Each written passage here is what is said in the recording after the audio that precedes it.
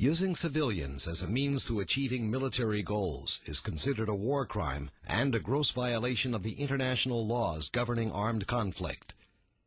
Israel sees the use of human shields not only as a violation of international and national law, but as anathema to the moral and ethical underpinnings of its own society. For Palestinian terrorist organizations led by Hamas, using innocent civilians for both offensive and defensive purposes is not a moral aberration, but a fundamental element of their combat doctrine.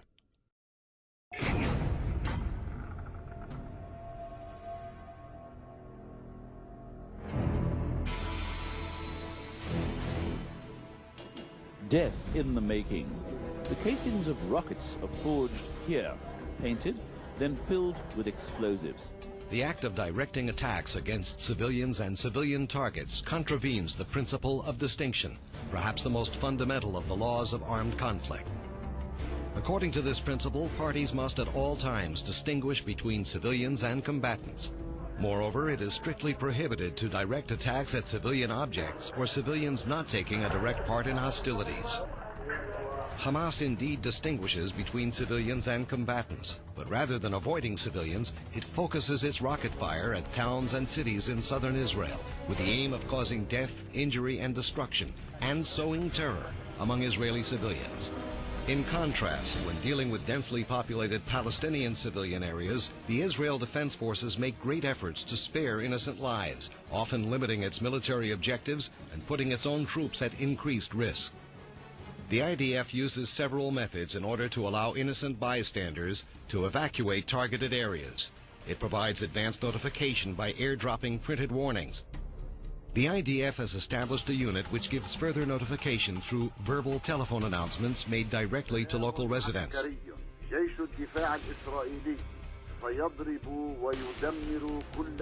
It also sends text messages directly to mobile telephones. When civilians have either been forced or chosen to remain near targeted areas, the Israel Air Force uses precision strikes only against identified targets, as in this image, with minimal, if any, collateral damage to innocent bystanders.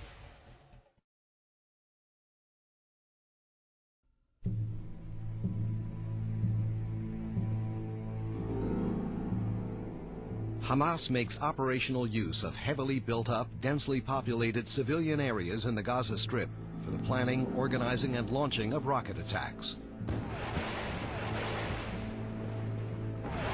Moreover, Hamas makes use of civilian facilities such as universities for weapons development and systematically uses protected civilian areas such as schools, private homes, hospitals, and mosques for its industry of weapon smuggling, hiding and storage of rockets, explosives, and ammunition, as well as the illicit harboring of combatants. Here we see the entrance to a weapons smuggling tunnel situated directly under a bed in a residential home.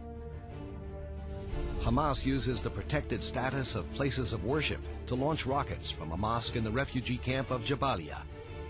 The last image of Hamas firing from a children's school, knowing full well that the IDF normally refrains from firing within a close radius of such sensitive buildings, further demonstrates the fine web of terrorist and civilian infrastructures woven together by Hamas.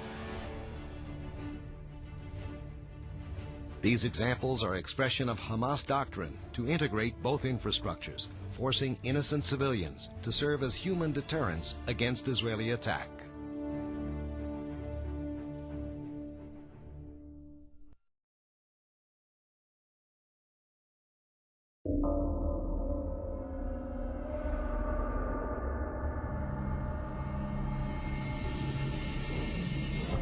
Human shielding involves the intentional placement of innocent civilians in harm's way in order to protect the lives of combatants or hide illicit military actions. The forceful sacrifice of an innocent sanctity of life is considered a war crime, but first and foremost, it is a reprehensible violation of the universal concept of human decency. Hamas has fully integrated human shielding as a basic element of its terrorist doctrine, initiating live fire attacks against Israel Defense Forces from within civilian crowds, hiding weapons manufacturing facilities and storage depots in residential buildings, and places of worship. فتحت الجوال وإذا به يسأل أنت أبو بلال الشعبي؟ قلت نعم. فقال أنا الأمن الإسرائيلي معك 5 دقائق دخلي أنت أولادك. فقفلت الجوال على الفور واتصلت ببعض الأصدقاء فهرع الأهالي عبر مكبرات الصوت وملأوا سطح المنزل وظلوا حتى الآن يعني مرابطون على سطح المنزل إلى أن يشاء الله سبحانه وتعالى. Civilians, including women and children, are also exploited by being placed at military targets which Hamas expects to be attacked. المواطنون وفور سماع نبأ التهديد باستهداف المنزل خرجوا من منازلهم متوجهين إلى منزل الجعابير ليشكلوا دروعا بشرية في محاولة لمنع قصف المنزل. ولذلك أصبح الموت عند الشعب الفلسطيني صناعة تجيده النساء، تجيده كل من في هذه الأرض. ذلك شكلوا دروعا بشرية من النساء والأطفال والشيوخ والمجاهدين، وكأنهم يقولون للعدو الصهيوني إننا نحرص على الموت كما تحرصون على الحياة.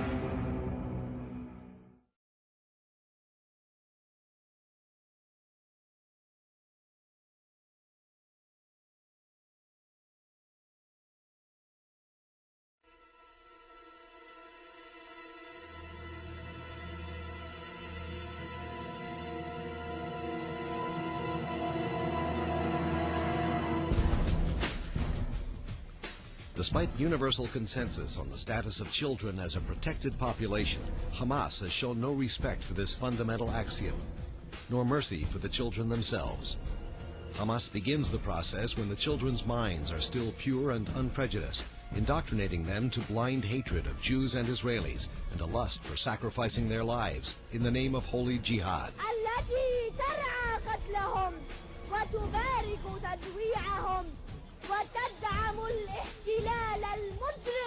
The children are then used as human robots, remotely controlled by Hamas operators, who send them on missions for which they would not risk their own lives.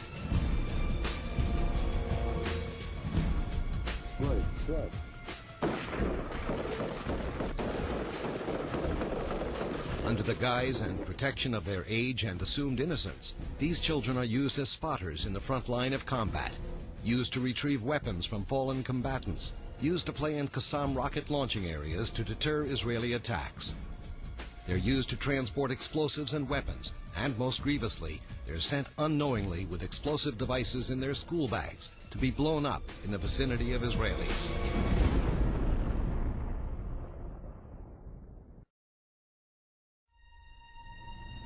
It is clear beyond any doubt that in its armed conflict against Israel and Israeli civilians, Hamas has systematically and deliberately perpetrated the most serious violations of the basic principles of moral decency and international law.